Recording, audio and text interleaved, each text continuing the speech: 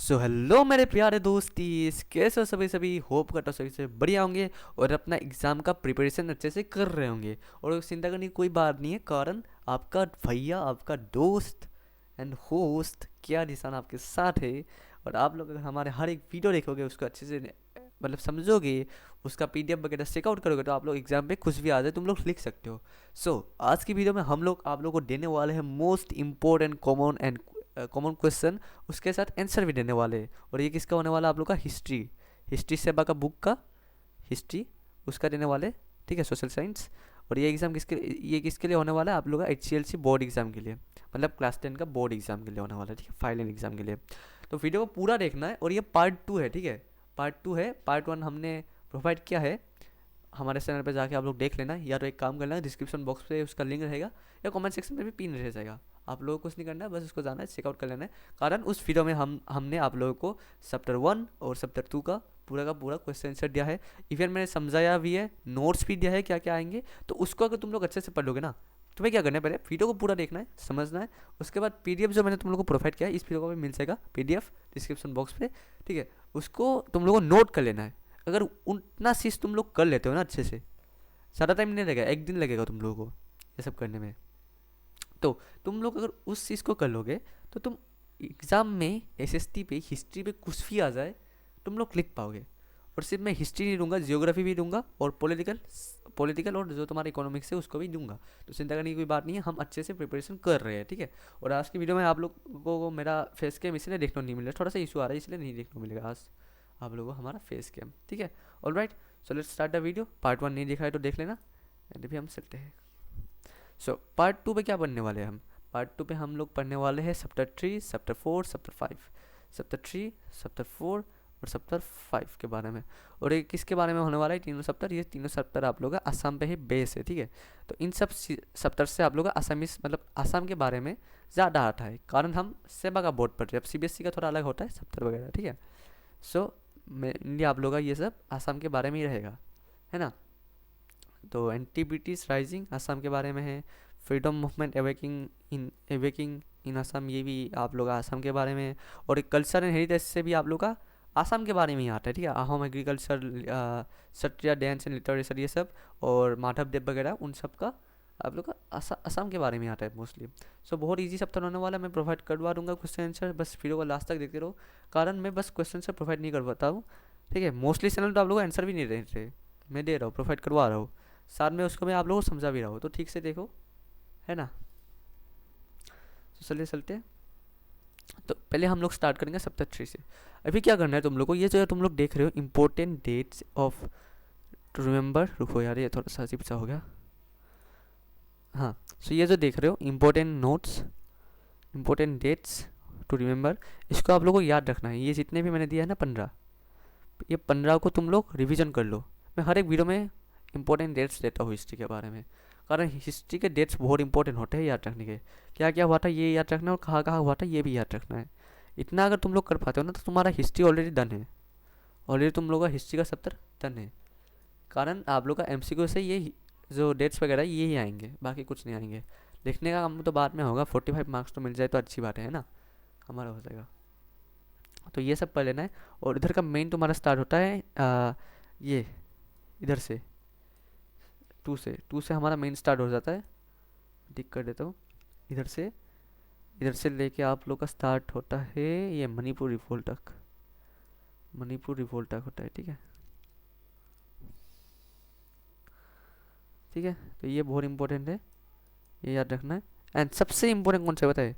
सबसे इंपॉर्टेंट आपको याद रखना है ये 8 तक, 8, 9, 10, इतना तक आपको ये सब तो याद ही करना है, ठीक है। 2 से लेके 9 तक, अगर इतना नहीं हो रहा है तो 2 से लेके 9 तक याद ही रखना है। ओके, ये सब प्रैक्टिस कर लेना, कुछ नहीं करना है। 10 दिन जो मतलब आपके एग्ज़ाम तक, सोशल साइंस के एग्ज़ाम तक आपको ये डेली पढ़ना है, आप लोग का हो जाएगा।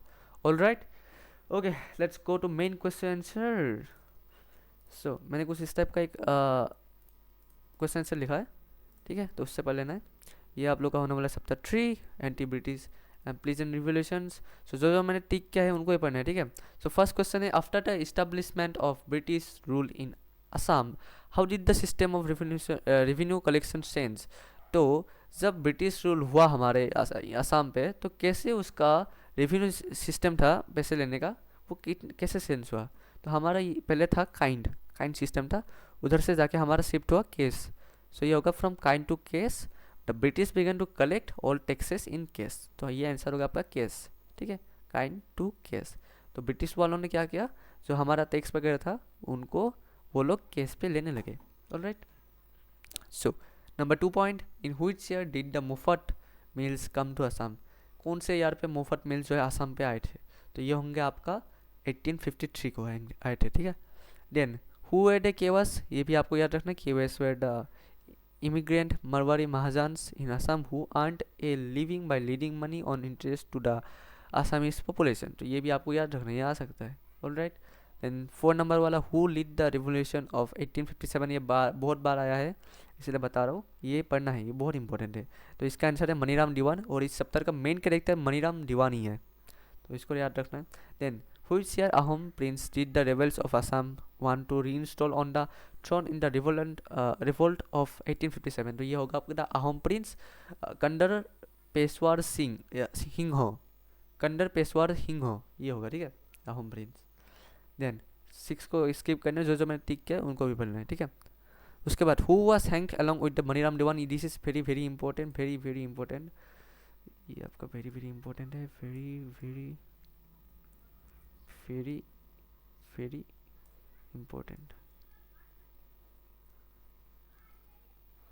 वेरी वेरी इंपॉर्टेंट, ओके, बहुत इंपॉर्टेंट है ये, वेरी वेरी इंपॉर्टेंट है। मतलब मनीराम दीवान के साथ किसको फांसी लगाया गया था, तो ये हुआ आपका पियोली बरुआ को मनीराम दीवान के साथ फांसी लगाया गया था, ओके। और उसके बाद who tried the case of Maniram Dewan, तो मनीराम दीवान का जो केस था, मनीराम दीवान को किसने पकड़ा था, ठीक है, किसने फांसी दिलवाई थी, तो ये था आपका कैप्टन हॉलरॉयड, ये नाम आपको याद रखना है, ये भी इंपॉर्टेंट है, ठीक है। 9 को पढ़ने की ज़रूरत नहीं है, मैं ये सब दे रहा हूँ, वो वाला 9 को पढ़ने की ज़रूरत नहीं है, इधर प्रॉपरली दिया हुआ मैंने, देख लो। Then mention 2 causes of the failure of the revolt of 1857 in Assam. तो किन किन कारणों के मतलब हमें 2 मेंशन करने को बोला है कि किसके कारण हमारा असम पे 1857 रिवोल्ट फेल हुआ था।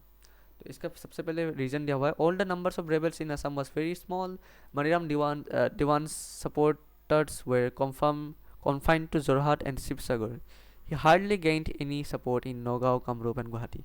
तो हमारे जो रेबल्स थे आसाम पे वो बहुत कम थे, मनीराम दीवार को बस सपोर्ट मिले जोरहाट और शिवसागर से, उसको बहुत ही कठिन से मतलब कठिन से बस नौगांव, कामरूप और गुवाहाटी से सपोर्ट मिला, बाकी किसी से सपोर्ट नहीं मिला। तो आपको लिखना है कि all the rebels of all the number of rebels in Assam was very small, ठीक है, ये लिख लेना है, और ये मेन पॉइंट है अगर सपोर्ट के बारे में आए, नौगांव, कामरूप, गुवाहाटी, ठीक है। देन सेकंड में पूछा गया leaders of rebellion fail to understand the importance of time and so even after the completion of all preparation for the revolt they failed to begin in time, as a result the British government gained a lot of value for defense। तो हमारा time के कारण भी इधर मतलब देखो, जो leader थे रेबिलियन के रिवोल्ट के लिए लीडर जो थे, उनको टाइम के बारे में अंडरस्टैंडिंग नहीं हुआ था, उनको समझ नहीं आया था, टाइम के बारे में वैल्यू देना नहीं जाने, और वो इसमें फेल हो गए। तो और जो ब्रिटिश गवर्नमेंट थे उसको उन्होंने बहुत अच्छे से टाइम का वैल्यू समझा डिफेंस करवाने के लिए, तैयार होने के लिए। सो ये एक कारण है, इजी है, पढ़ लेना है। देन ये एक इम्पोर्टेंट है, टिक कर देता हूँ, कौन से सालों पे जो है स्टैम्प टैक्स और इनकम टैक्स हुए थे। तो स्टैम्प टैक्स तुम्हारा हुआ था 1858 पे, और इनकम टैक्स हुआ था तुम्हारा 1860 पे, राइट। देन ये बनने की जरूरत नहीं है। One more important question, who was Lewin Singer. तो ल्यूएन सिंगर कौन था, ल्यूएन सिंगर था तुम्हारा असिस्टेंट कमिश्नर ऑफ नौगांव, कौन से टाइम पे, फुला रिवोल्ट इन 1861 पे, मतलब फुला रिवोल्ट 1860 टाइम पे वो एक असिस्टेंट कमिश्नर था नौगांव डिस्ट्रिक्ट का, ठीक है। अब वो मरा कैसे, ये भी आ सकता है। तो उसको जब मतलब उसको प्लीजेंस से मारना था, ठीक है, प्लीजेंस प्लीजेंस ने उसको डंडी से मारा था जब वो कुछ एगिटेटर्स, क्या नाम है, एगिटेटर्स से बाहर कर रहा था, तब जो प्लीजेंस ने उनको मारा था डंडी से। देन ये भी इम्पोर्टेंट है, व्हेन डिड द फुलवारी धावा टेक प्लेस, ये होगा 1861। तो उसके बाद when did the peasant revolt of Rangia take place, ये होगा आपका 1894। So these are important. Then चलते हैं नेक्स्ट प्लेस पे। Okay, so where is Lachima located, Lachima कहाँ पे लोकेटेड है? लहिमा लोकेटेड तुम्हारा बोजाली पे, और बोजाली कहाँ? Bajali north Kamrup district of Assam, ये लिख के आना है। देन ये पढ़ सकते हो 1894, इन सब का 1894 पे ही है, ठीक है। उसके बाद इसको नहीं पढ़ना है, इसको नहीं पढ़ना है, ये आपको पढ़ना है। इन which year was JW Quinton murder, ये हुआ था 1891 पे, ऑलराइट। एंड देन ये कुछ इंपॉर्टेंट क्वेश्चन आंसर है, इनको आप लोगों को पढ़ के जाना ही है। अगर ये सब क्लियर कर लेते हो तो क्वेश्चन पे कुछ भी आ जाए तुम लोग लिख पाओगे, ठीक है। तो discuss the role of Maniram Dewan in the revolt in Assam. तो हमें मनीराम दीवान के बारे में लिखने को बोला है, उनका रोल क्या था रिवोल्ट के टाइम पे असम पे। तो Maniram Dewan was in Calcutta when the 1857 revolt start. तो मनीराम दीवान थे कलकत्ता पे जब 1857 पे असम पे हमारा रिवोल्ट स्टार्ट हुआ था। उन्होंने क्या सोचा था, he plan to drive out the British and make Kandarpeswar Singha हो डाकिंग ऑफ असम। तो उन्होंने उसने प्लान किया था कि मैं ब्रिटिश को हटा के असम का राजा बनाऊंगा कंडर पेशवार सिंह को, all right. Then he wrote secret letters to Kandarpeswar Singha to prepare for a revolt with the help of sepoys. तो उन्होंने चुपके चुपके कुछ लेटर्स लिखे थे कंडरवर पेशवार सिंह को, मतलब तैयार होने के लिए रिवोल्ट के लिए सेपोइस का मदद के साथ, ठीक है। देन एक और पॉइंट, ट्रेजेडी क्या हुआ उसके बाद, लेटर्स को जो है ब्रिटिश के ऑफिसर ने पकड़ लिया, जिनका नाम मैंने ऑलरेडी बताया है, कैप्टन हार्लॉइड ने पकड़ा मनीराम दीवार को, अरेस्ट किया, और 26 फरवरी 1858 को पियोल बरुआ के साथ फांसी दिया गया है, ठीक है, फांसी दिया गया था। तो बहुत ईजी तरीके से मैंने लिखा है, ये पढ़ लेना। देन राजी राजी मेल्स क्या चीज़ है, ये पढ़ना है आपको, और उसका रोल क्या है पीजेंट अपराइजिंग में। तो राजी मेल्स है हमारा पब्लिक कॉमन विलेजर्स के लिए एक असेंबली या मीटिंग, ठीक है। रोल क्या है उनका, they were the main force behind the organizing peasants against British taxes. तो वो एक मेन फोर्स थे ऑर्गेनाइजिंग पीजेंट्स, लोगों को मतलब मेन फोर्स थे लोगों का against British taxes, okay. Then एक और पॉइंट लिखना है, कहाँ कहाँ हुआ था। द अपराइजिंग एट फुलागरी, उसके बाद क्या लिखा है, Patharughat and Lachima were planned and led by this Raij Mels, ठीक है। ये तो जगह का नाम लिखा है, ये सब पढ़ लेना, ऑलराइट। अभी चलते हैं नेक्स्ट पेज पे। सो राइट ए नोट ऑन फुलगड़ी धावा, ये आप पढ़ना, बहुत इंपॉर्टेंट है फुलगड़ी धावा, इंपॉर्टेंट लिख देता हूँ।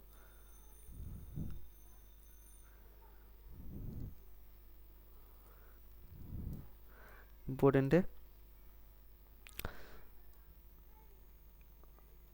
okay. So write a note on the Fuligari Dhawa 1861. So it was the first peasant uprising in Assam, ठीक है। ये एक फर्स्ट पीजेंट अपराइजिंग था असम पे। उसके बाद cause British government banned poppy cultivation and imposed heavy taxes on betel leaf and nut. जो हमारा असम का तामुल पान होता है, ठीक है, if I am not wrong, उस पर हेवीली टैक्स लगाया गया था, और जो पॉपी कल्टीवेशन था उसको बैन किया था ब्रिटिश गवर्नमेंट ने, ऑलराइट। ये कोज है। देन रिजल्ट क्या हुआ, पिजेंट्स ने एल्टी, ये सारी तस्वीर मैंने गलत लिखा है, आप लोग देख लें, ठीक है।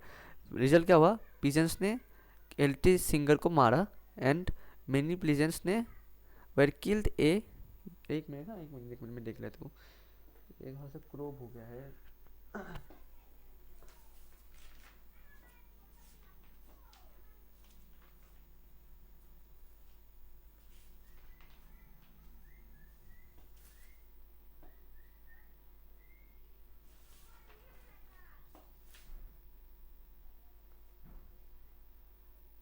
ओके, सो मैंने इधर लिखा है many peasants were killed as, as लिखा है, ठीक है, ये एस है। मैं स्पेलिंग लिख के दे देता हूँ, तुम लोग कंफ्यूज हो जाओगे, मैंने स्पीड पे कुछ भी लिख दिया है, मतलब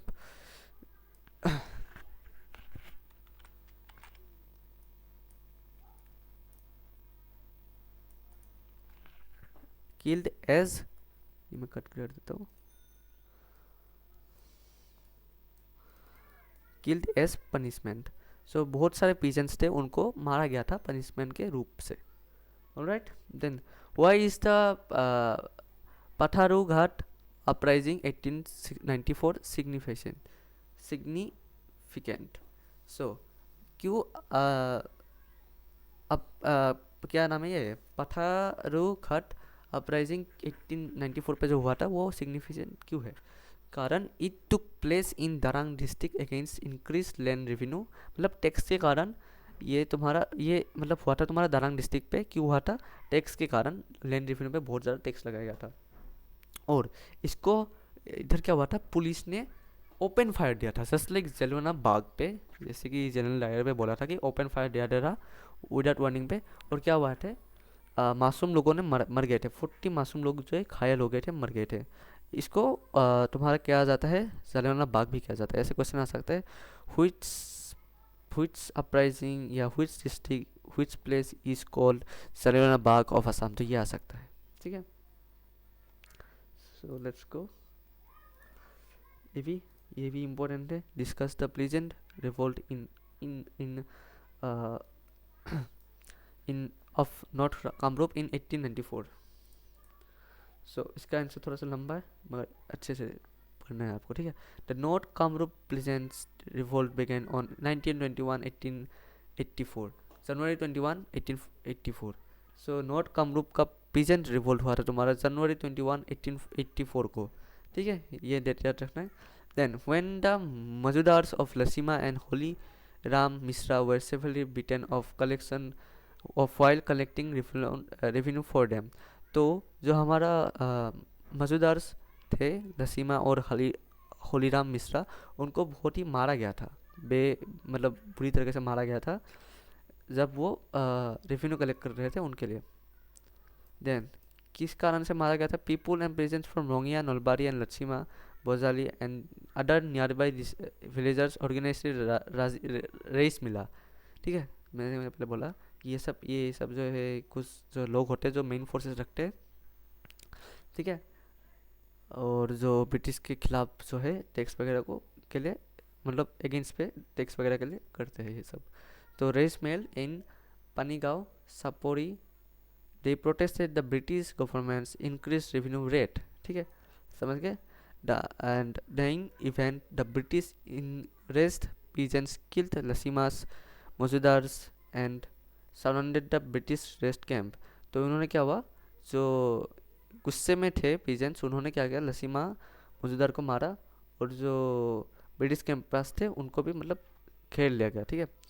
नेक्स्ट डे क्या हुआ, deputy commissioner Mac B arrested 59 rebel peasants, ठीक है।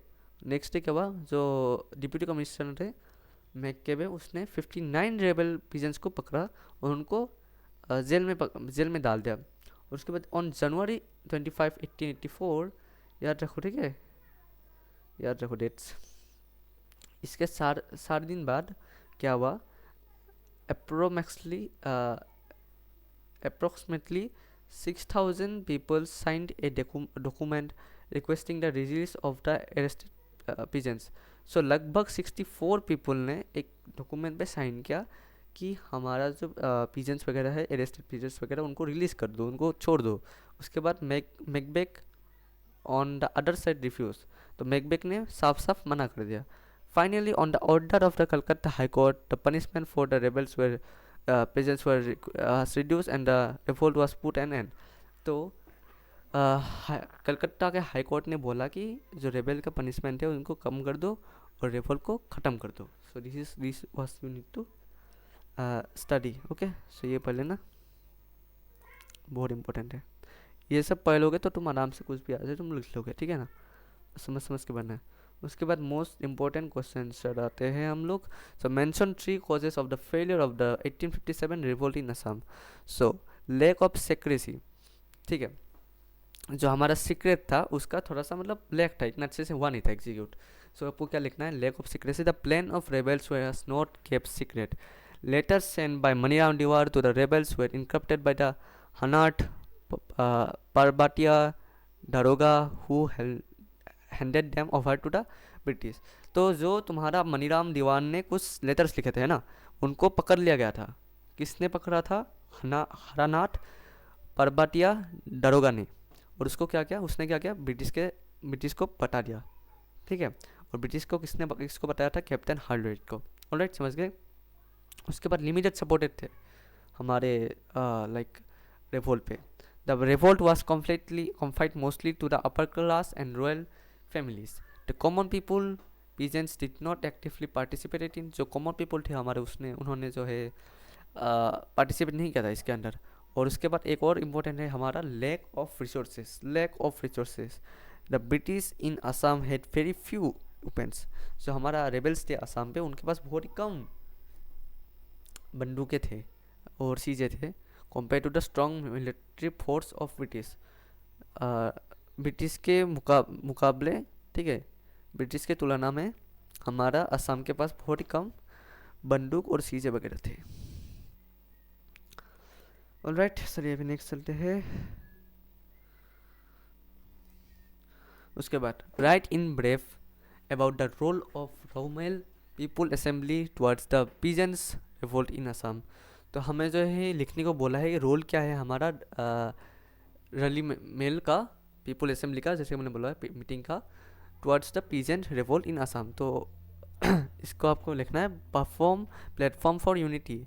मैंने ये पहले ही बता दिया है कि वो एक मीटिंग है जो प्रोवाइड करता है विलेजर्स को, कॉमन पीपल के लिए, कॉमन विलेजर्स को गवर्नमेंट मतलब ब्रिटिश गवर्नमेंट के टैक्सेस के खिलाफ या ब्रिटिश गवर्नमेंट के खिलाफ। ऑलराइट, उसके बाद organize protest, the regiments played the main role in the organizing ब्लिजर्स। मैंने ये पहले बताया टैक्सेस वगैरह के कारण।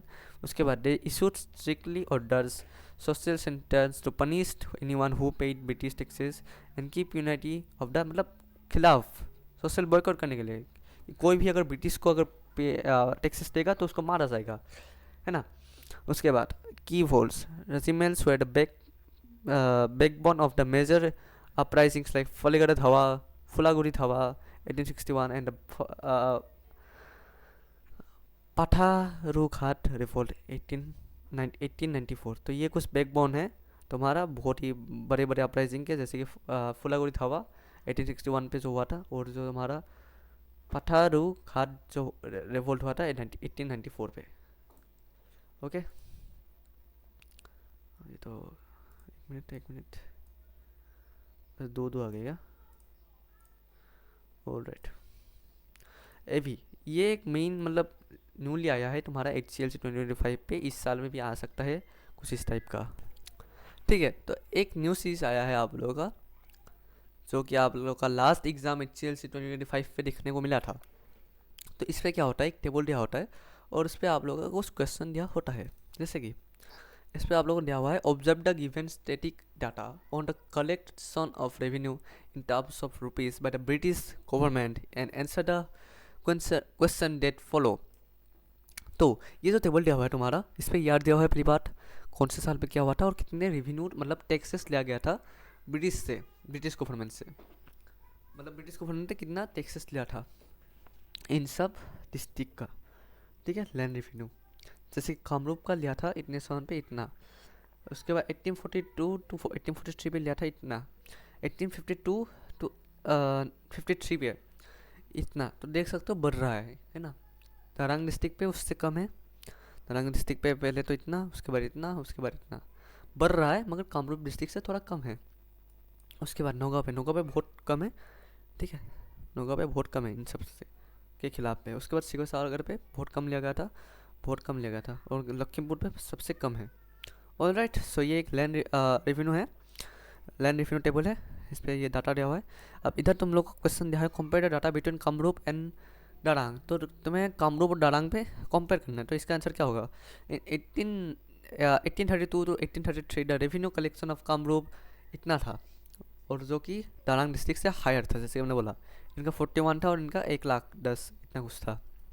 उसके बाद 1842 टू 1843 दोनों का रेवेन्यू बढ़े, मगर कामरूप फिर भी थोड़ा बड़ा है, दरांग के मुकाबले उसका ज़्यादा रेवेन्यू लेता है। देन 1853 में revenue further increase with Kamrup remaining higher, same higher ही रहा। उसके बाद था therefore Kamrup constantly had higher revenue collection than Darang and revenue increased steadily in both district। तो इन सब में तुम लोग का कामरूप ज़्यादा हायर है ना। उसके बाद बी पे क्या पूछा क्या है, what were the impact of the sense और the peasants of Kamrup and Darang। The continuous increase in revenue shows that the imposed heavy land revenue, है ना, लैंड रेवेन्यू ज़्यादा से लगाया है तुम्हारा कामरूप और Darang पे। तो जो कामरूप और Darang के लोग हैं उनको इकोनॉमिकली बहुत ही ज़्यादा कठिन देखने को मिला होगा, उनका परिस्थिति बहुत ख़राब हुआ होगा हाई टैक्सेस के कारण। उसके बाद बहुत सारे लोग या तो गरीब बन गए, उनके पास पैसे नहीं थे, या तो पैसे देने का रेवेन्यू नहीं था टाइम पे। उसके बाद इन सब में क्या हुआ, आप लोग का प्लीजेंट मतलब शांति से रह नहीं पा रहे थे और रिवोल्ट हो गया था असम में, specially in revenue paying eras, है ना। तो ये इस टाइप का एक डाटा आ सकता है आप लोग का एग्ज़ाम में, तो ये देखना इंपॉर्टेंट है, इस पर आ सकता है, इसलिए मैंने ये सेपरेट से दिया है। आपको ये पढ़ लेना है, कुछ भी आ सकता है इसके अलावा। तो देखो मैं कह रहा था कि ये आपको देखना ही देखना है, ठीक है, कारण पिछले साल आया था, इस साल भी आने का चांसेस है, इस टाइप का कुछ भी आ सकता है इसमें। लैंड रेवेन्यू के बारे में पूछा जा सकता है ना, या कितने लोग मरे थे, कब कौन मरा था, इस टाइप से आ सकता है। तो ये पढ़ लेना है, बहुत ईजी होता है, 2 मार्क ऐसे ही मिल जाता है इन सब का। ऑलराइट, समझा दिया, आइडिया मिल गया होगा। ऑलराइट, जो हमारा भी चैप्टर 3 था वो कंप्लीट हो चुका है पूरा का पूरा, कुछ नहीं करना है। मैंने जो ये पेज दिया है 1 2 3 4 5 6 7 8 9 10 11 12 टोटल 13 या 14 पेज होंगे, तो उनको पढ़ लेना है। इन पेजों के अगर आप हर एक क्वेश्चन रिवीजन कर पाते हो तो आपको कुछ और पढ़ने की ज़रूरत नहीं है, ठीक है। जो मैंने टिक किया उनको ही पढ़ना है, ठीक है। तो हमारा इधर चैप्टर 3 फुल्ली ख़त्म हो चुका है। अभी हम लोग चलेंगे चैप्टर 4 की तरफ, और इसमें क्या क्या है, non corporation and civil disobedience, Quit India movement, and जो हमारा कनकलता बरुआ है और कुशल कनवार है उनके बारे में है, ठीक है। तो चलिए, तो इसमें भी आप लोग को ये डेट्स वगैरह जो है इनको याद रखना इम्पोर्टेंट है। ये जो डेट्स वगैरह है इनको याद रखना इम्पोर्टेंट है, वेरी वेरी इम्पोर्टेंट, ओके।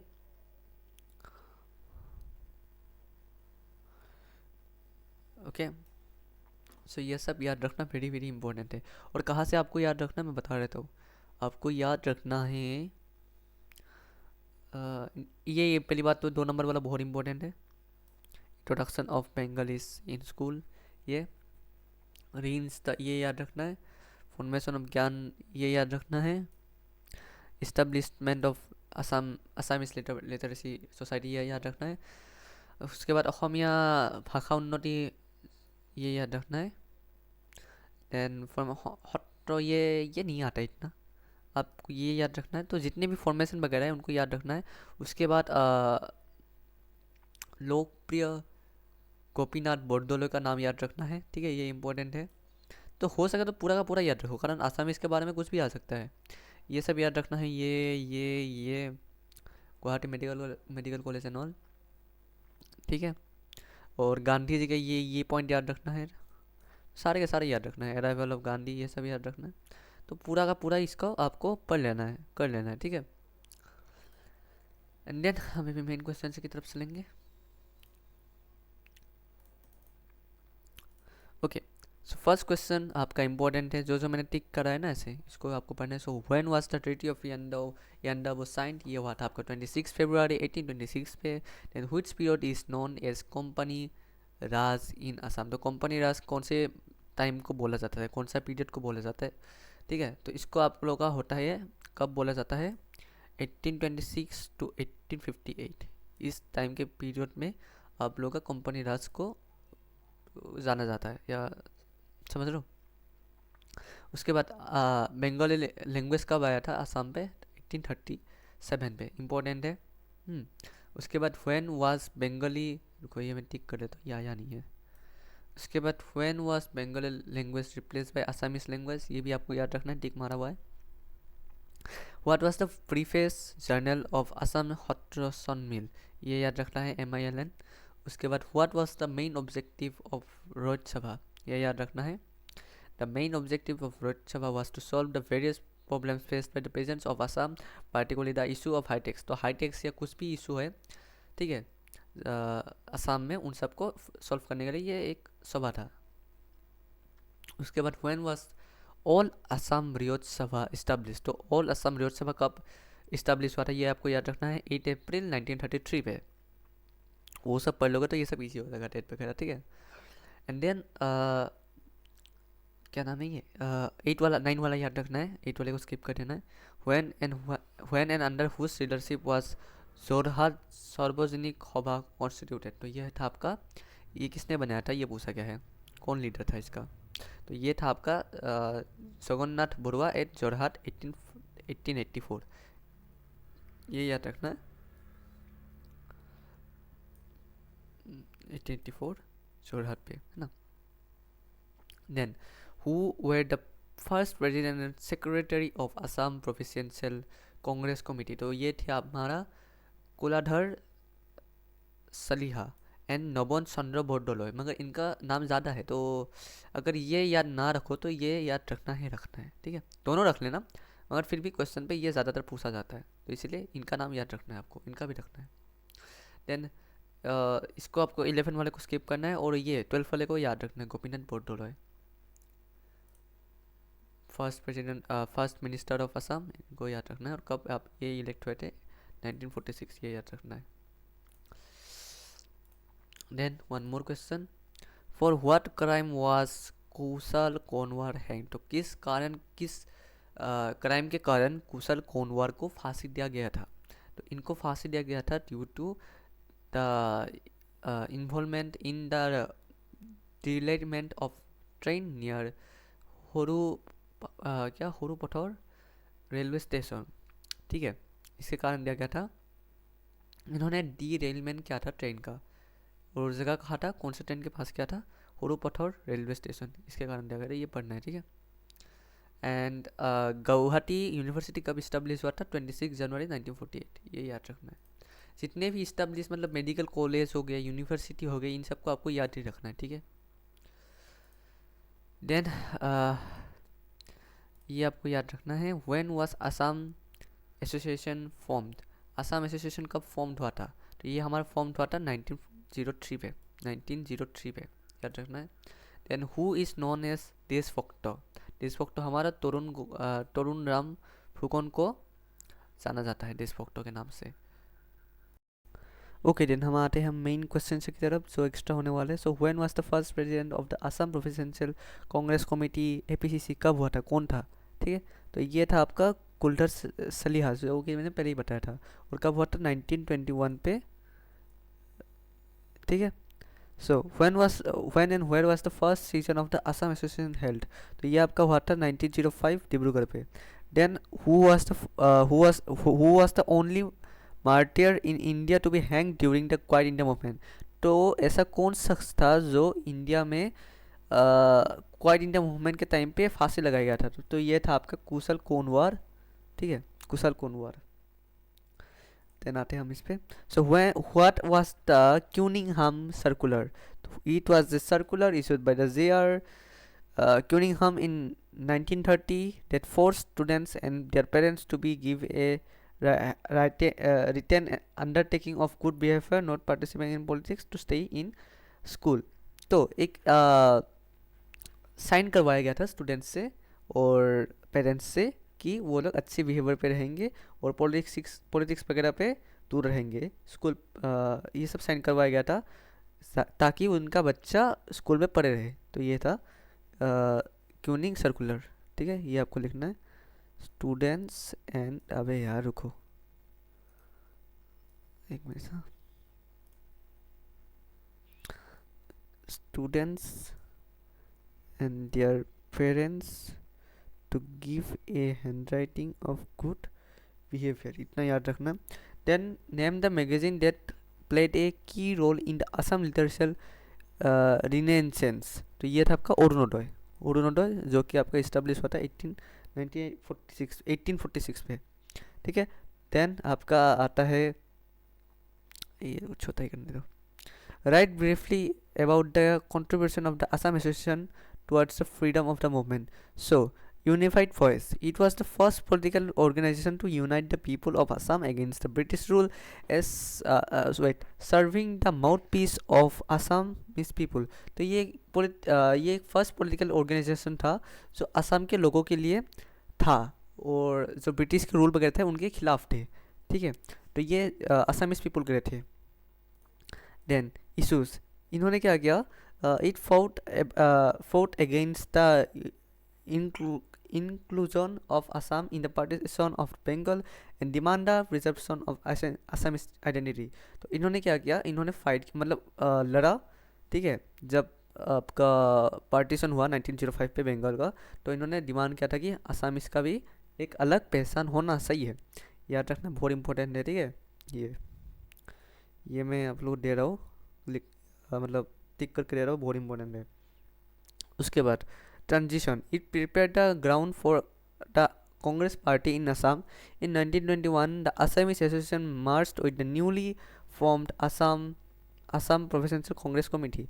उसके बाद इन लोगों ने कांग्रेस पार्टी के साथ मिला 1921 में।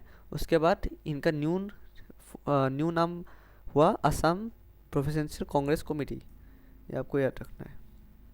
Then discuss the role of Ryot Sabha in Assam.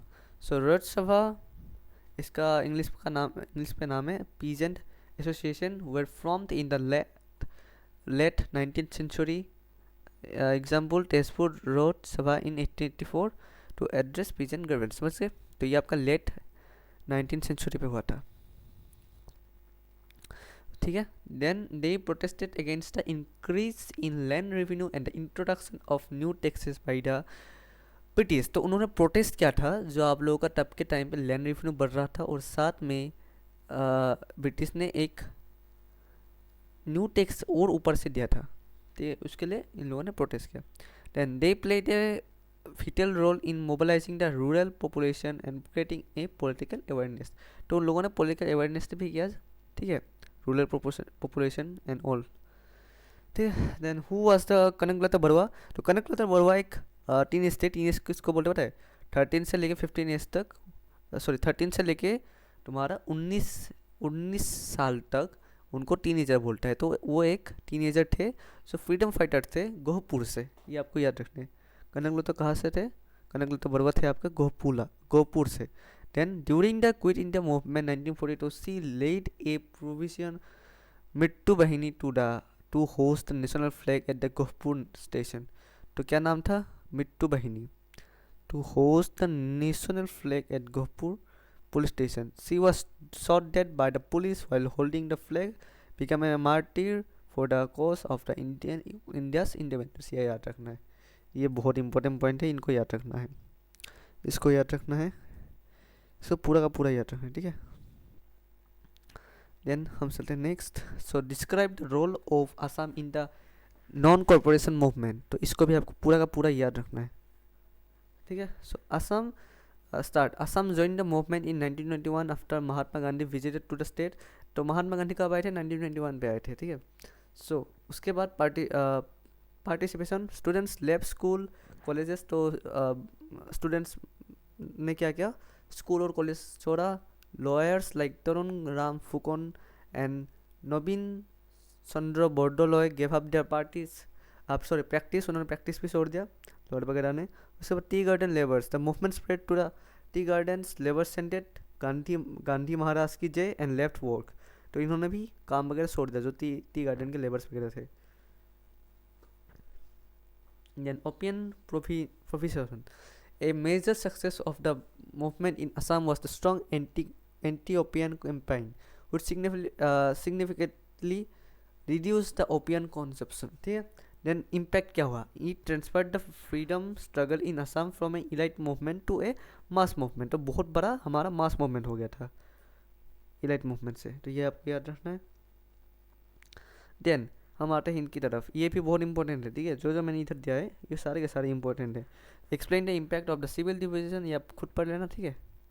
वही बात है जो मैंने पहले भी बताया वीडियोस वगैरह पे। Then write a note of the, ये इंपॉर्टेंट नहीं, ये बहुत ज़्यादा इंपॉर्टेंट नहीं है, ये आ सकता है, ये बहुत ज़्यादा इंपॉर्टेंट है। Write a note on the role of women in the freedom struggle of Assam. तो हमें कुछ रोल लिखने हैं वोमेंस के बारे में जो जिन्होंने भाग लिया था फ्रीडम देने के लिए असम पे, freedom struggle of Assam. So prayer of coming out of their house, same like आपका जो पहले वाले सप्ताह में थे, महिलाओं ने बाहर आए घर से, सोशल रेस्ट्रिक्शन तोड़ा। इधर भी सेम, उन्होंने घर के बाहर आके प्रोटेस्ट किया। की फिगर्स कौन कौन है यहाँ रखना, कनकलता बरुआ 1942, पुष्पा लता दास, इनको याद रखना है, चंद्र प्रभा होइकियानी, उसके बाद अमल प्रभा दास, इनको याद रखना है। एक्टिविटीज़ क्या क्या उन्होंने, दे ऑर्गेनाइज पिक्टिंग बिफोर, ये वही सेम मतलब पहले जो लिखा था, इसीलिए बोल रहा हूँ सप्ताह 1 और 2 मतलब पार्ट 1 वाला वीडियो देख लो, उसमें सप्ताह 1 और 2 पूरा का पूरा समझाया है, वो सब पहले होता है, ये सब इजी हो जाएगा। Then Mrityu Bahini in 1942 women join the death squad. Then Mrityu Bahini जो था आपका डेथ स्क्वाड, ठीक है, ये आपको याद रखना।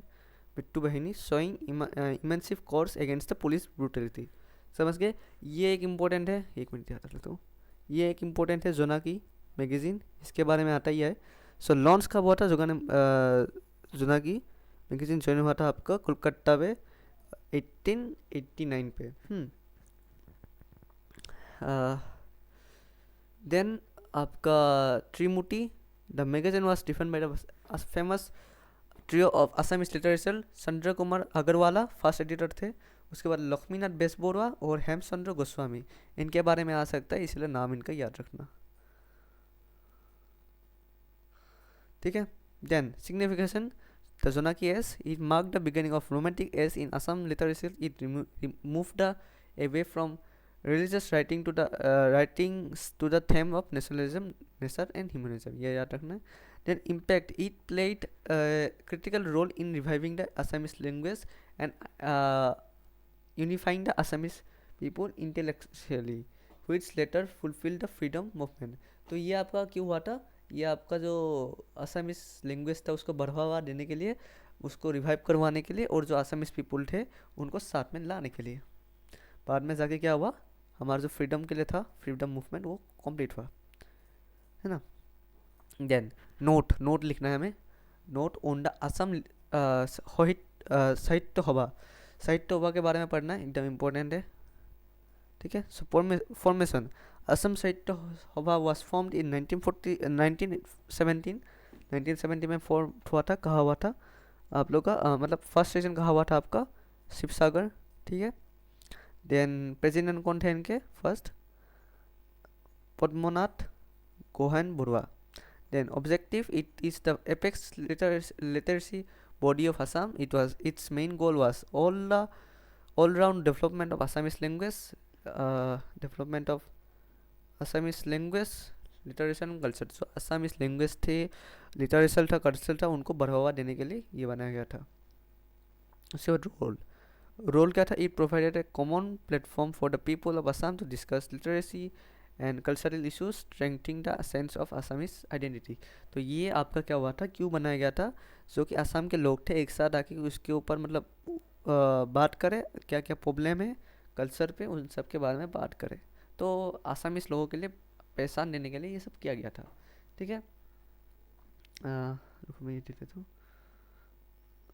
एक मिनट, हाँ ये पता नहीं यार, एक मिनट, हाँ थोड़ा सा माउस का इशू है, तो ये आपको याद रखना। तो इतना पढ़ लोगे तो आपका डी एंड हो जाएगा, आपका सप्टर 3 भी डी एंड हो जाएगा, सॉरी सप्टर 4 भी आपका डी एंड हो जाएगा, ठीक है। तो हमारे ये पार्ट हो गया, ये पार्ट हो गया। अभी हम पढ़ेंगे सप्टर 5 के बारे में। सप्टर 5 पे कुछ नहीं पढ़ना है, बस जो आपके मेन टेक्सुअल पे ही शॉर्ट क्वेश्चन आंसर दिया हुआ है उनको पढ़ना है, और मैं अभी दिखाता हूँ आप लोगों को बुक खोल के, ठीक है। ओके, सो सप्तर 5 वाले सप्तर से आप लोगों को क्या क्या पढ़ना है मैं बताता हूँ अभी, ठीक है। टेक्सुअल से स्टार्ट करते हैं इधर का। तो टेक्सचुअल आप लोग का इस सप्तर से आएंगे शॉर्ट आंसर, शॉर्ट वाले है, ठीक है, ज़्यादा लंबा लंबा नहीं आएंगे, इससे एमसीक्यू वगैरह आएंगे और शॉर्ट शॉर्ट पूछेंगे, लिटरेचर, एग्रीकल्चर एंड जो आप लोग का माधव शंकर देव है उन सब के बारे में आएंगे इस सप्ताह से। सो ये है आप लोग की very short type question answer, है ना। सो यहाँ से आपको पढ़ना है 9, 10, 12, 13, 16, 18, 20, 21, 22, 23, 26, 28 एंड 30, इतना आप लोग को पढ़ना है, ठीक है। बाकी जो जो मतलब मार्क करके नहीं रखा है मैंने, तो मार्क करके रखा है जो जो पढ़ना है आप लोग को, मगर बाकी जितना भी हमने मार्क नहीं किया है उनको पढ़ने की ज़रूरत नहीं है, अगर टाइम नहीं है तो, अगर है तो पढ़ो, अच्छी बात है, ठीक है। तो जो जो मैंने भी पॉइंट किया बहुत इंपॉर्टेंट है और आने के चांसेस इनके बहुत ज़्यादा है इस बार 2026 पे बोर्ड एग्जाम पे, ठीक है। तो इतना आप लोगों को पढ़ लेना है, ऑलराइट। सो इनका कुछ आंसर भी दिखा देता हूँ मैं, इनका आंसर है आप लोगों का 9 नंबर से मैं दिखा देता हूँ। तो 9 नंबर का आंसर है आप लोगों का how many shlokas are there in Natya Shastra, तो यह होगा आपका 600 है, ठीक है। देन आप लोग का 10 वाले में पूछा गया है what is the Heraka movement, Heraka movement कौन सा है, तो ये आपका होगा movement launch by the freedom fighter Rani Gaidinliu of Nagaland which aim to revive and preserve the tradition, religious beliefs and cultural heritage of the various tribes of Nagaland is known as Heraki movement, समझ गए, ये नागालैंड का चीज़ है, ठीक है। Then hornbill festival को क्या कौन से मतलब इन्हीं मतलब पार्ट से जाना जाता है या ऑर्गेनाइजेशन से जाना जाता है, वो है आप लोग का बार्ट हॉर्नबिल, ठीक है। देन आप लोग का 12 वाला इम्पोर्टेंट है, 12 वाले में क्या पूछा गया है, एक मिनट, हाँ 12 वाले में पूछा गया है द ट्रेडिशन फेस्टिवल ऑफ सपलकुट बिलोंग्स टू व्हिच स्टेट, जो ट्रेडिशन फेस्टिवल है सपलकुट नाम से वो कौन से स्टेट पे पड़ता है, तो ये आपका मिजोरम पे पड़ता है। उसके बाद what is the meaning of Mizo, ये आ सकता है the term Mizo means inhabitants of hills, ठीक है। ये आपको एग्जाम पे रख लेना है, रट्टा मार लोगे, बहुत शॉर्ट है, बस इतना ही पढ़ना है आप लोगों को, इतना ही पढ़ना है, बाकी तो नहीं पढ़ना। देन आप लोगों का पूछा गया है आपका मेन है, उसके बाद 12 नंबर वाला है ना, 12 नंबर वाला हमने बता दिया। उसके बाद आप लोग का है 13 नंबर वाला, 13 नंबर वाला भी बताया आप लोगों को। उसके बाद इम्पोर्टेंट है आप लोगों का what is the ancient name of Assam, तो ये आपको याद रखना है प्राग ज्योतिषपुर, एक मिनट, हाँ एक मिनट, तो ये आपको एकदम याद रखना है, ये इंपॉर्टेंट है, ये एमसीक्यू या मेन क्वेश्चन आंसर में भी आ सकते हैं कि what is the ancient name of Assam, तो ये होगा आपका प्राग ज्योतिषपुर या तो कामरूप लिख के आना, प्राग ज्योतिषपुर एंड कामरूप, अगर कामरूप याद ना रखे तो प्राग ज्योतिषपुर जो है आप लोगों को याद रखना इंपॉर्टेंट है, याद रखना, ठीक है। उसके बाद 17 स्किप करना है, 18 पे आना है। 18 पे पूछा गया है व्हाट इज सरियापदा, so the Assamese song written from the 10th century to the 14th century in Assam is known as Saryapada, तो जो हमारा असमीज सॉन्ग है 10th सेंचुरी से लेके 14th सेंचुरी पे आसाम पे बनाया गया है, तो उनको सरियापदा के नाम से जाना जाता है। उसके बाद 16 की बात कर लेना, 16 सॉरी, ये भी आप लोग को पढ़ना है, आप लोग का 20 की तरफ, 20 भी आप लोग क्या बोल सके, under whose patronage Madhav Kandali translated the Sapta Ramayana, ठीक है। तो किसके मतलब माधव कंडोली को किसने ट्रांसलेट किया है, सप्तकंडा रामायण, ठीक है। तो यह हमारा ट्रांसलेट किया है ब्राह्मी किंग मनी क्या, थोड़ा सा हार्ड नेम है, याद रख लेना। सो ये है आप लोग का ब्राह्मी किंग मना क्या। Then 21 is very very important, इसका भी आने का चांसेस बहुत है, ठीक है। एक स्किप हो गया क्या, नहीं, 21 में पूछा गया है who was the first to introduce prose literature in Assam, तो यह होगा आपका शंकरदेव। देन सेकंड 22 वाला भी बहुत इंपॉर्टेंट है, हु डिड कंपोज जिकीर एंड जारी, तो ये आपका अजन पीर या इसको शाह मिलन से भी जाना जाता है, मगर आप लोग को अजन पीर ही लिख के आना है। उसके बाद अगेन 23 वाला इंपॉर्टेंट है, इस पर आपका पूछा गया है हु इज़ अजान पीर, तो Azan Pir was a composer of Muslim regions religious song who was known by the name Shah Milan. ठीक है, तो आजान पीर कौन थे? मुस्लिम लोगों का धर्म के गाने वगैरह बनाते थे। ठीक है, जो हमारे माधव देव शंकर देव करते थे वही है बस आजान पीर, बस वो मुस्लिम के लिए बनाते थे, समझ गए। देन 24 वाला पढ़ सकते हो कि आजान पीर कब आए थे असम में। 20 पीर पढ़ सकते हो, वो कब आए थे? 13 सेंचुरी पे। देन 25 स्किप करो, 26 स्किप करो, हमें भी डायरेक्ट से लेंगे। Sorry 26 is important. What was the duty of Changrung Phukan? तो इनका ड्यूटी क्या था? The main duty of Changrung was to supervise the construction and measurement of the roads, palaces, temples, house. तो इनका काम था कंस्ट्रक्शन वगैरह देखना और मेजरमेंट करना कि कहाँ क्या क्या होगा, रोड कितने बड़े बनेंगे, पैलेस कितने बड़े बनेंगे, टेम्पल्स कैसे बनेंगे, हाउस कैसे बनेंगे, इन सब का देखने का काम था इनका, संगुरान फुकन का। देन आप लोग को पढ़ना है 27 वाला, स्किप करना है। देन अच्छा 27 वाला स्किप नहीं करना, 27 वाला पढ़ना है। ये आप लोग का एज ए MCQ क्वेश्चन पूछा जा सकता है। तो ये कौन से आर्टिस्ट को पद्मश्री अवार्ड मिला था फ्लॉक सॉन्ग के लिए, contribution to the folk song? तो ये था आपका प्रतिमा पांडे बरुआ। ठीक है, देन आपको पढ़ना है 28 वाला, what is the name of the first news magazine of Assam? तो फर्स्ट न्यूज़ मैगजीन का नाम क्या था? अरुणोदय। ठीक है, और ये किससे पब्लिश हुआ था? अमेरिकन बैप्टिस्ट मिशनरीज इन 1846। इतना आपको याद रखना है। देन 28 वाला हमने कर दिया। उसके बाद 29 वाला इतना इम्पोर्टेंट नहीं है। ठीक है, खांसी खांसी ऐसे याद रख लेना। एंड देन 30 वाला इम्पोर्टेंट है। 30 पे हमारे जो ये लाइक राइटर्स के नाम वगैरह याद रखना है, तो देख लो आप लोग। ठीक है, इसने क्या लिखा था? शंकरदेव माधवदेव वाला बहुत इंपॉर्टेंट है, याद रख लेना। कीर्तन शंकरदेव ने लिखा था, नाम खोसा माधवदेव ने लिखा था, शोरधोरा आरु पिम्फोरा खोसवा भी हमारा माधवदेव ने लिखा था। ठीक है, तो ये याद रख लेना। तो अभी हम लोग आते हैं शॉर्ट आंसर टाइप क्वेश्चन पे। ठीक है, सो हमें इधर से क्या क्या देखना है? 12 वाला देखना है, 13 वाला देखना है, 16 वाला देखना है, 18 वाला देखना है, और नीचे 29, 30, 31 इतना ही देखना है, बाकी देखने की ज़रूरत नहीं है। ठीक है, कारण इतना नहीं आएंगे। राइट, सो ये कुछ इंपॉर्टेंट है जो आप लोग के रिपोर्ट आ सकते हैं, अगर हो सके तो सारे देख लेना, है ना। सो इनका आंसर है आप लोगों का। तो हम लोग 12 वाले से स्टार्ट करते हैं। Write name of 2 pictorial books written in संक्षिप्त इन असम। तो पिक्टोरियल बुक्स इनको बोलते हैं, मैं बता देता हूँ। जिन बुक्स पे आप लोगों का तस्वीर बना होता है, हमारे देखो इन बुक्स पे क्या है? तस्वीर नहीं है, ये लिखा हुआ है। तो जिन बुक्स पे जो है सिर्फ लिखा नहीं होता, पिक्चर भी होता है, या जिन बुक्स पे ओनली पिक्चर ही होता है, उनको पिक्टोरियल बुक से नाम जाना जाता है। ठीक है, समझ गए।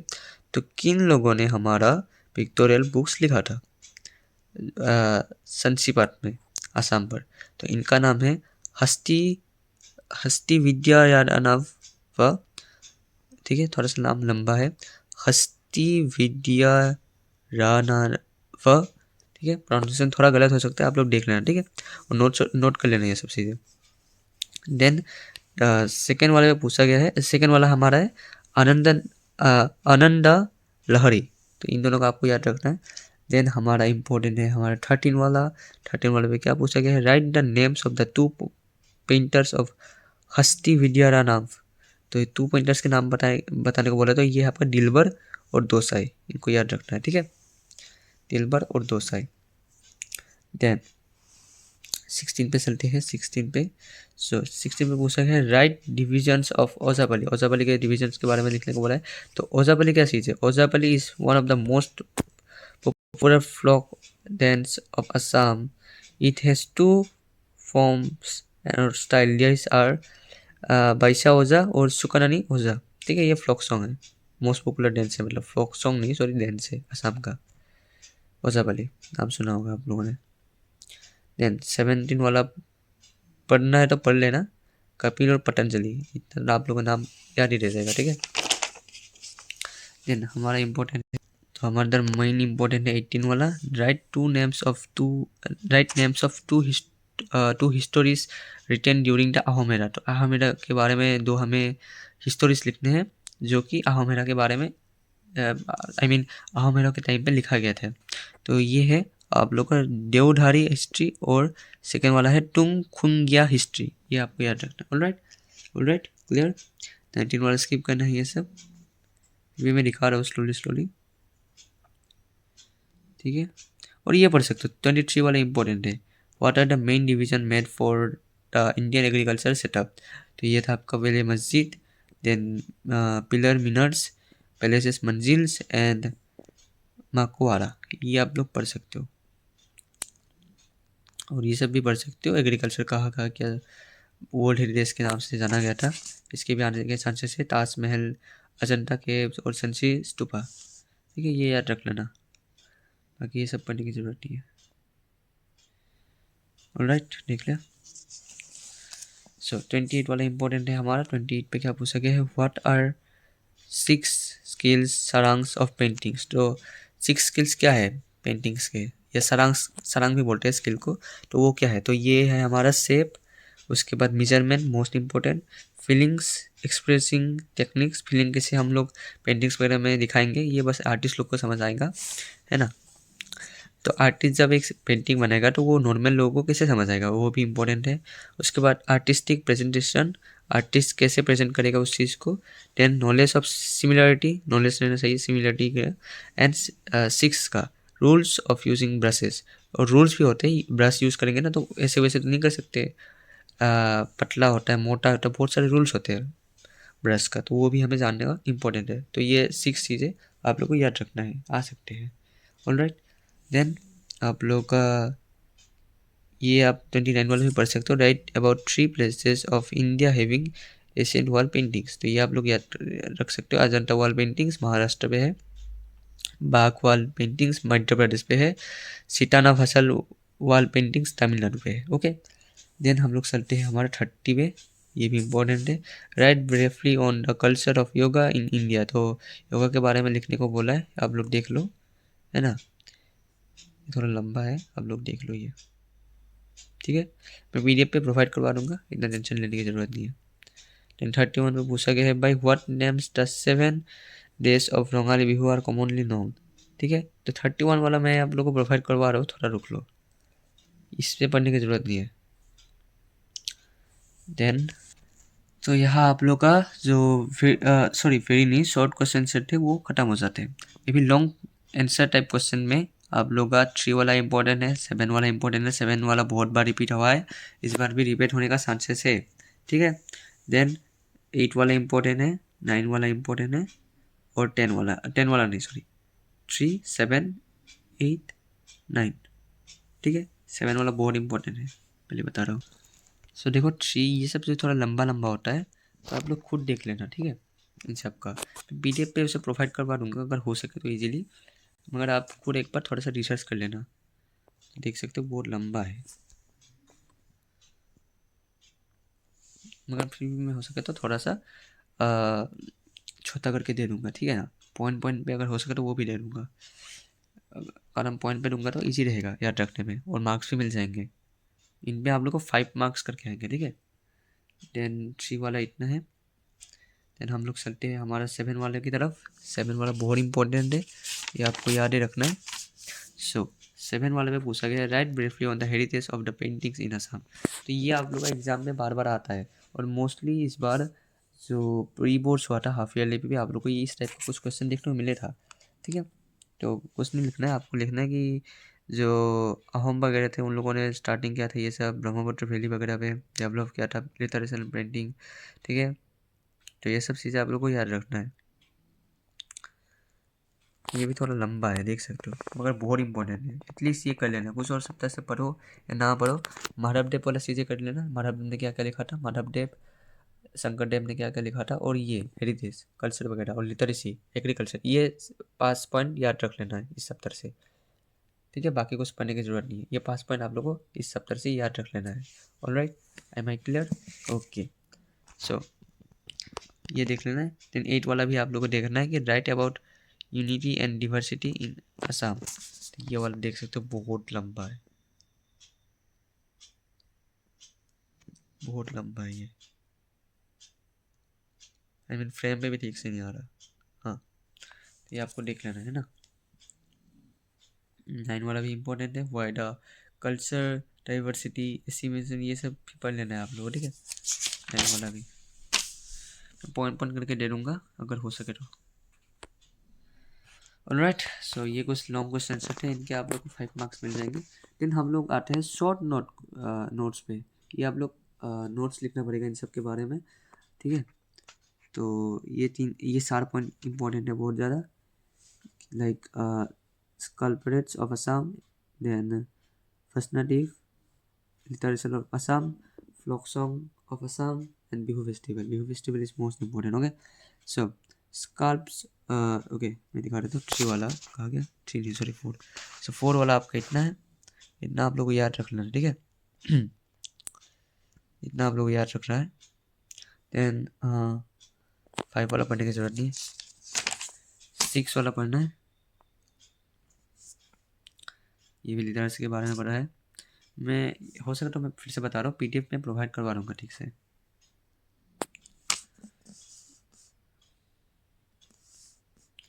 देन आप लोग को पढ़ना है आपका 8 वाला, सॉरी 7 वाला पढ़ना है। 7 वाला भी इम्पोर्टेंट है, 8 नहीं। 7 वाला फ्लोक सॉन्ग के बारे में लिखा हुआ है, जितने भी फ्लोक सॉन्ग हैं हमारे आसाम में उन सब के बारे में आपको नॉलेज मिल जाएगा, तो आप इजीली लिख पाओगे एग्जाम में। ऑलराइट, देन आप लोग का इम्पोर्टेंट है हमारा 10 वाला बिहू फेस्टिवल। बिहू फेस्टिवल के बारे में पढ़ लेना है, इसका भी आने का चांसेस बहुत है।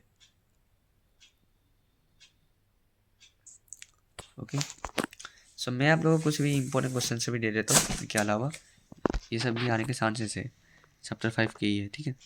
सो सबसे पहले आपको क्या पढ़ना है, 3 वाला, ठीक है, टिक करा हुआ है, मैं एक बार कॉल करके दे देता हूँ जो इम्पोर्टेंट है।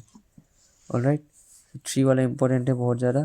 3 वाला पढ़ना है, name the oldest written religious book, Rig Veda है, ये आपको याद रखना है, ऋग वेदा। ऑलराइट, देन कौन से पीरियड से ये सब स्टार्ट हुआ था, प्री वैदिक एरा, और कौन से पीरियड से स्टार्ट हुआ था, ये इंपॉर्टेंट है। ये आपका स्टार्ट हुआ था 1500 BC to 1600 BC, ये आपको याद रखना है। ऑलराइट, देन 5 वाला स्किप करना है। 6 वाला भी आप लोग पढ़ना चाहते हो तो पढ़ लेना, ठीक है, पढ़ ही लेना, ठीक है। तो ये आपका इंडस वैली कब हमारा when was town culture develop during, मतलब टाउन कल्चर कब डेवलप हुआ था हमारा इंडस के टाइम पे, इंडस वैली के टाइम पे। तो ये हुआ था आपका 2600 BC टू 1900 BC। तुम लोग को पता है BC पे क्या होता है तुम्हारा, जो हमारे भी रिसेंट के टाइम पे क्या होता है, साल वगैरह बढ़ते जाते हैं ना, प्लस होते हैं।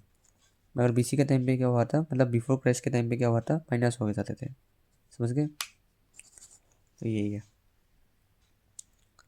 देन आप लोग का ये इतना पढ़ने की जरूरत नहीं है, ठीक है, 7 वाला स्किप कर दो।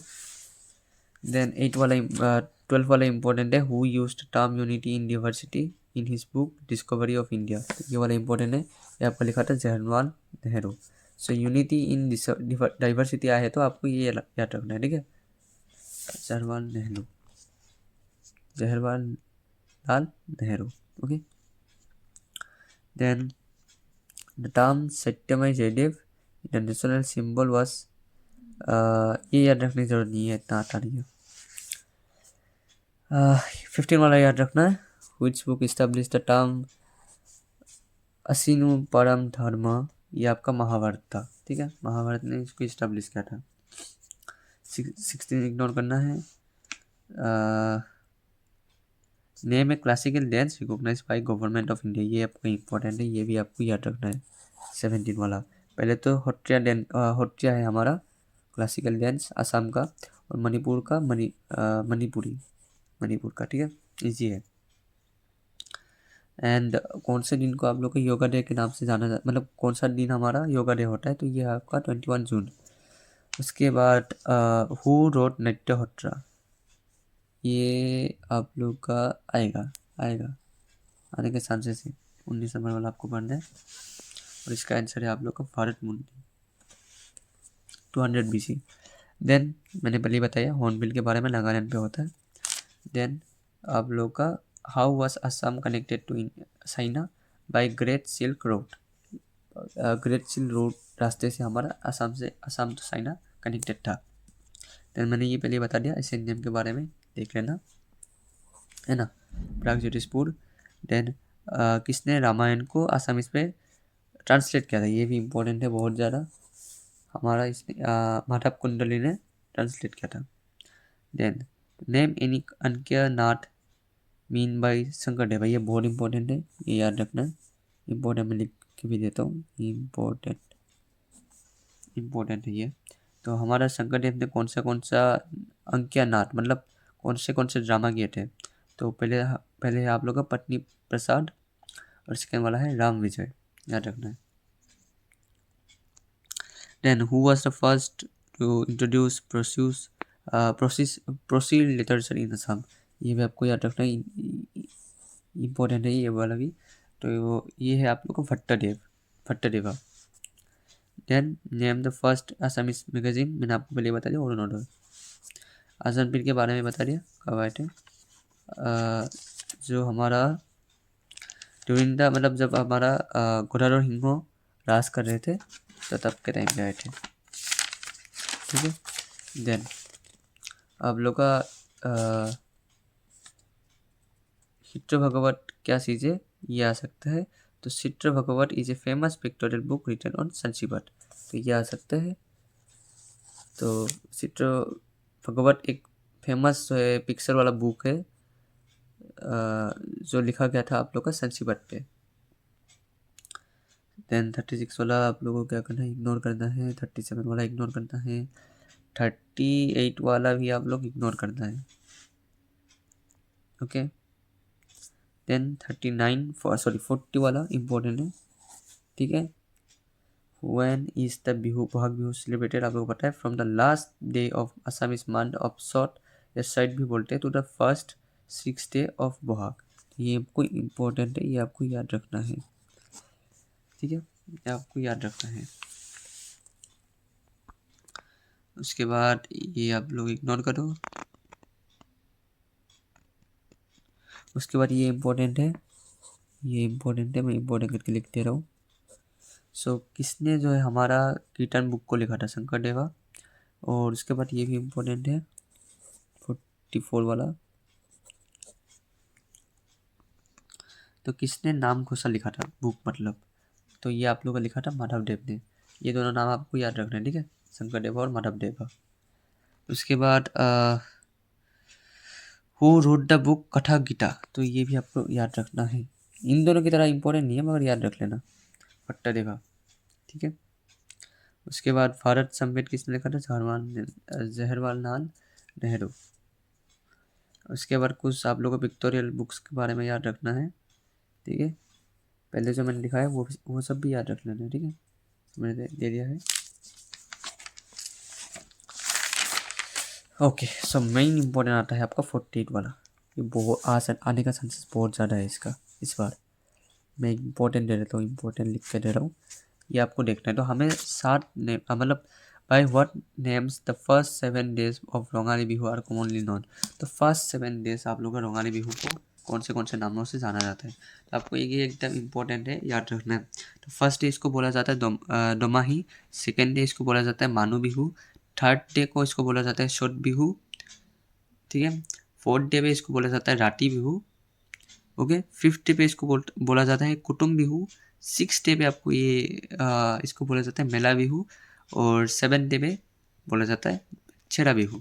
तो आप लोग ऐसा ना कि भी एमसी को भी पूछा जा सकता है कि फर्स्ट डे को क्या बोलते, सेकंड डे को क्या बोलते, थर्ड डे को क्या बोलते हैं। तो मैं इसलिए बोल रहा हूँ ये पूरा का पूरा जो टेबल है, ये जो पूरा का पूरा लिस्ट है फर्स्ट डे टू 7 डे, ये आपको याद रखना है, ये आपको याद रखना है, इम्पोर्टेंट दे रहा हूँ, ये आपको याद रखना ही रखना है, ठीक है, ये आपको याद रखना ही रखना है, बहुत इम्पोर्टेंट है, देख लो, राइट। नेम 49 वाला भी इम्पोर्टेंट है। Name some folk artist that have able to carve and niche, तो इन लोगों ने कुछ जो है एरा बनाया था, अपने नीच बनाए थे। तो खगेन महंतो थे, देन रमेश वर पाठक थे, ठीक है। देन आप लोग को 50 पे पढ़ना है what are the various folk songs of Assam. तो 50 वाला भी आपको पढ़ना है, ठीक है। क्या है आपका आईनाम धाईनाम सोकारी सांग। तो मगर ये इतना आता नहीं है, फिर भी देख लेना। तो इतने ही आप लोग को हिस्ट्री से पढ़ना है। हमने पूरा का पूरा हिस्ट्री कंप्लीट कर लिया है, ठीक है। हमारा पार्ट 1 पे ऑलरेडी जो आप लोगों का चैप्टर 1 है, और जो आप लोगों का चैप्टर 2 है फुल्ली फिनिश है, फुल्ली फिनिश्ड है, ओके। पूरा का पूरा हमने रिवीजन करके रखा है। इधर से कुछ भी आ जाए, अगर तुम लोग वो वीडियो देखोगे तो तुम आराम से कर पाओगे, ठीक है। तो उस वीडियो में मैंने पूरा का पूरा दे के रखा है, पूरा का पूरा। तो ताकि वो वीडियो पूरा का पूरा तुम लोग को देखना है, इम्पोर्टेंट है, वेरी वेरी इम्पोर्टेंट। लास्ट के 10 दिन बाकी है तुम्हारे एग्ज़ाम के लिए। तो अगर मेरे वीडियो को, कारण वो वीडियो तुम्हारा कुछ अराउंड 1 आवर कुछ मिनट का है, ठीक है। 1 आवर का ही है, ज़्यादा लंबा नहीं है, 1 आवर 2 मिनट उस इस टाइप का होगा, ठीक है। वो देख लेना है। आज का पार्ट टू में हम लोगों ने आसाम के हर एक चीज़ के बारे में सीखा है, और पार्ट 2 में मोस्टली आप लोग को आसाम के बारे में आएंगे। चैप्टर 3, चैप्टर 4, चैप्टर 5, ठीक है। इसका भी हमने आज क्या क्या फुल्ली फिनिश किया है, ठीक है। कॉमन क्वेश्चन से लेके एनसीईआरटी के जो आएंगे इम्पोर्टेंट सारा का सारा किया है ना। तो आपने अगर ये वीडियो पूरा देखा है, कारण ये वाला वीडियो थोड़ा सा लंबा हुआ है आज, मुझे पता है। अगर आपने ये सब किया है आप लोगों ने, ये 2 पार्ट अगर आप लोगों ने हिस्ट्री का देखा है, तो आप लोग का पूरा चैप्टर खत्म हिस्ट्री का। हिस्ट्री एंड गेम अगर आप लोगों ने हमारा वी कैन लर्न टुगेदर का ये हिस्ट्री वाला चीज़ देखा है, तो यह आपका ख़त्म हो गया है, ठीक है। हिस्ट्री आपको कुछ और देखने की ज़रूरत नहीं है, बस ये देख लो, तुम्हारा काम ख़त्म, तुम्हारा हिस्ट्री डन।